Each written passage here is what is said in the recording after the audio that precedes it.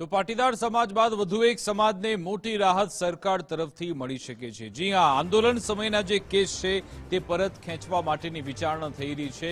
ક્ષત્રિય સમાજને આ રાહત મળી શકે છે। રાજ્ય સરકાર ક્ષત્રિય સમાજ સામે જે કેસ દાખલ કરી ચૂકી છે એને પરત લઈ શકે છે।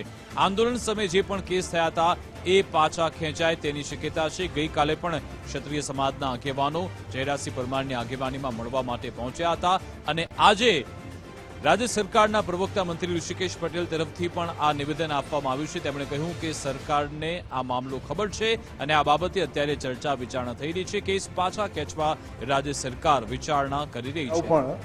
આ બાબતે ક્ષત્રિય સમાજના આંદોલન વખતે કેસો પાછા ખેંચવાનો નિર્ણય થયો હતો અને એમાં કેટલાક કેસ ખેંચાયા હતા અને કેટલાક કેસ ખેંચવાના બાકી હતા।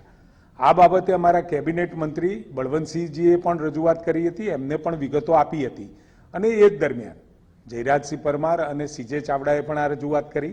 અગાઉ જે અમારી પાસે માહિતી હતી અને તથા સમાજના આગેવાનો તરફથી આ માહિતી મળી અને અમને ઈચ્છા વ્યક્ત કરી કે તમને મળવું છે।